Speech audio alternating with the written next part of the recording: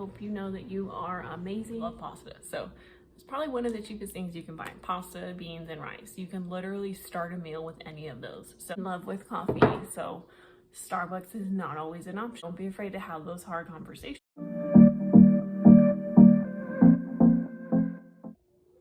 Welcome to my channel. My name is Rebecca. If you are new here, these are just things that I've learned in my own home by trying to cut our budget, and it's getting harder to feed your family. We are a family of 4. This video was not made to promote fear or to promote clearing shelves or, you know, spend hundreds of dollars on a pantry that you're not going to eat. This video is just made to hopefully help motivate you. Like, I've been motivated lately to be a little bit smarter with what we're bringing in, how we're utilizing that, and just the way that we shop. Let's get into it. So the first thing I would suggest is figuring out your budget. Every family is going to be different. Figure out if it's realistic. Be realistic with yourself. Sit down with your significant other, your spouse, yourself. Write things down and don't be afraid to just be brutally honest. Can I afford this every week or every month? Is this realistic for what I'm buying? And am I actually eating what I'm bringing into the house? So number one is figure out your budget and just to be honest. Like, if you're not honest with yourself and your budget, then you're going to break your budget. Number two, like I said before, be realistic. Don't be afraid to have those hard conversations. Like, you know, do I really need that? Do I really need this? I am in love with coffee, so Starbucks is not always an option. I can buy iced coffee, or I can make, these are actually press-ons. These are significantly cheaper than me going to the nails. So just like small little sacrifices like that maybe can add more to your budget. Just kind of be realistic with yourself about what you're spending and what you are allocating, and see if there's other ways that you can sacrifice to put more to your food budget if that's what you need, or cut back on other things. Once you kind of start budgeting a little bit better with your food, maybe it'll trickle into other things. Number 3 will be shopping sales. If you are new here, I will try to get anything discounted or on a sale. That's how I grew up. You know, it's kind of old school, but a lot of grocery stores do still send out circulars. Don't be afraid to look at these and keep them, you know, watch the sales. Particularly this one says it was a 3-day sale. You send the $5 Mondays, it's like, you know, maybe it's a bag of cherries, or it's, you know, 5 for $25. You get 5 different cuts of meat for $25. That's amazing. Circulars, get the loyalty points, get them at multiple stores, sign up for them. They send them out via email. Basically every grocery store, I'm sure, has an app of some sort or a loyalty program where you enter your phone number and it doesn't cost you anything. A lot of the times you enter your phone number and you get points back for purchasing in that store. So I would highly recommend doing that. Clip the online coupons if you are going into the store. Don't forget to clip the coupons prior to going in and checking out. It'll give you money back. Those little tiny things will add up, and I promise you it will become a habit. So look through the circulars, clip your online coupons, become part of the rewards program. Things like that are amazing. Don't be afraid to shop different stores. We'll go to like 4 different stores to do our monthly shopping. Bulk shop here, we'll shop for meat here, produce here, and it's not always like each one is going to be the same each week or every 2 weeks. What's on sale? Who has the best price? And you really just have to put in a little bit of extra work. You know, like there's 2 major stores, one's cheaper and one is not, and you're literally just paying more to go into that particular store. And that's okay, but you know, when you're budgeting, you don't want to do that. You want to be able to get the most for your money. A bit of extra effort, and you'd be surprised how much money you can save. Moving on. Buy only what you eat. I am so guilty in the past of just, oh my gosh, look, this is on sale. And I'll look through the ad or I'll look through the circular and be like, wow, this is only, you know, 97 cents a pound, or it's 88 cents a can if you buy 10, but don't buy it unless your family's gonna eat it.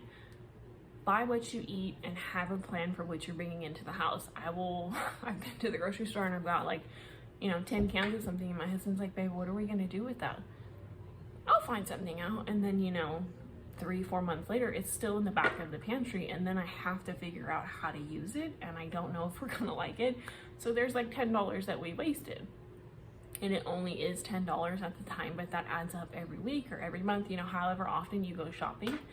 It's just being a little bit smart. Don't pay attention to everything else that's on sale, because then you're just gonna lose your money. Also, speaking on buying only what you eat, my children absolutely love fruit. Fruit is so expensive, like expensive. So only buy what's in season. When I say in season, if strawberries and watermelon aren't in season, every trip to the store we buy oranges, bananas, strawberries, like blackberries or raspberries, whatever's on sale. And I used to buy them all every week, and it's like, okay, well, maybe they're not being eaten because they're sour. Buy things just because that's what you regularly eat. Children are flexible. It's going to take a little bit of work, trust me, I know. So, you know, you have to be a little bit more creative. Maybe you can buy frozen, or maybe you can buy canned. Have them on hand so that, like, when they're not in season, you can have those things, but you don't have to buy them out of season. When you're paying a higher price, and two, the quality is not going to be that great. I'm buying it because it's a regular item. You kind of have to be able to be a little bit flexible with what you're eating and how you're eating it. Which leads me into the next one. I forgot what number we're on, so we're just gonna roll with it. The next one will be, don't be afraid to be creative. I'm a creature of habit. If you're a creature of habit, leave a comment down below, raise your hand, or put some kind of emoji, because I will make the same 12 to 15 different meals for the month, and we'll just cycle through those, and I'll buy the same exact thing, and it's a disservice to our budget. Don't be afraid to be a little bit creative. So the next one, my next point being, 1 now, 2 for later. And I'm sure everybody's heard this one time in their life. My grandma was the queen of, and I'm sure everybody will say that, but she grew up in a different time. My grandparents grew up, you know, just like everybody else's grandparents, in a different time. Things were not always available like this. She grew up and had a large family. She and my grandfather had a very large family. So it's not unusual to hear, buy 1 for now and 2 for later. And again, this isn't out of fear or promote clearing the shelves when there's a sale. It's just out of being able to have things in your home ready that you can shop already from your home, and things that have been on sale and on a discount, so that when you go to the grocery store for the week, you're not spending, you know, $300 because you don't have meat, you don't have pasta, you don't have rice, you don't have beans. We love pasta, so it's probably one of the cheapest things you can buy. Pasta, beans, and rice. You can literally start a meal with any of those. If you see pastas on sale for 77 cents a box, I haven't seen that in forever, so probably since I was little. You know, buy 1 box, and don't be like, oh, it's just 1 box this trip. That 1 box will carry you into the next week, and it may be cheaper this week than next week. Buy things that are shelf stable. Maybe you're picking them up because somebody in your family is gonna need food. Maybe they're not feeling well and you need a quick meal that you can throw together, or somebody lost their job, or, you know, maybe you lost some hours at work and, you know, your budget's a little bit tighter this week. So have things ready to go for those, you know, just in case emergencies. This is the last thing I'll mention, and that is to just start a rotating pantry. Back off of everything else that I've said, what I learned from my mom and my grandma just growing up is just to always have extra on hand. 1, you never know who's gonna need it, and if you're in a place to be able to offer that to somebody, whether it's a friend or a family, then you have no idea what that's gonna mean for somebody later. Number 2, for yourself and your household, just to have, even if it's just an extra few days worth of food, an extra week, could make meals and, you know, keep our budget really tight with just what we have in our pantry. So when you do have the pantry, and it took a long time to build up to this, it's constant rotation. Do not forget to use what's in your pantry. First out, whatever you bring in first, use it. Even if you don't want to use it, figure out a way to use it, because you don't want to waste the food.